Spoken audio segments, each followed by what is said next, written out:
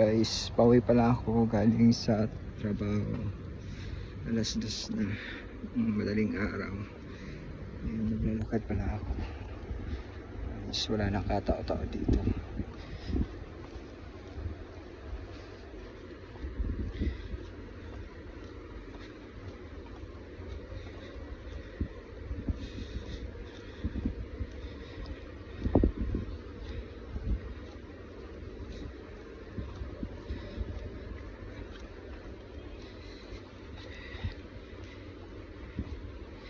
Ganito yung oras ng uwi ko, umaga na, tapos malayo pa yung bahay.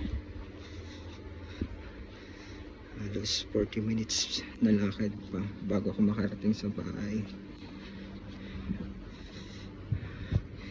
Buti okay naman dito kasi may mga bar naman dito, mga restaurant na bukas pa, kaya kahit pa paano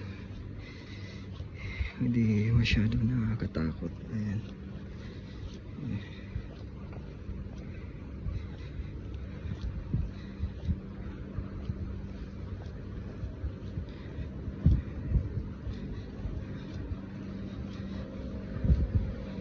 Ayan, mga cave.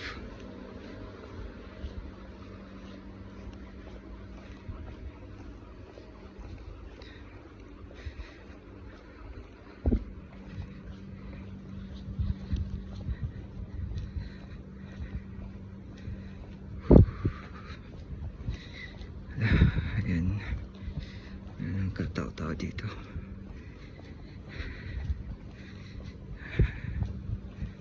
Layo pang aking lalakarin. At marami ditong mga bahay na abandon na. Halos walang din na tinirahan talaga.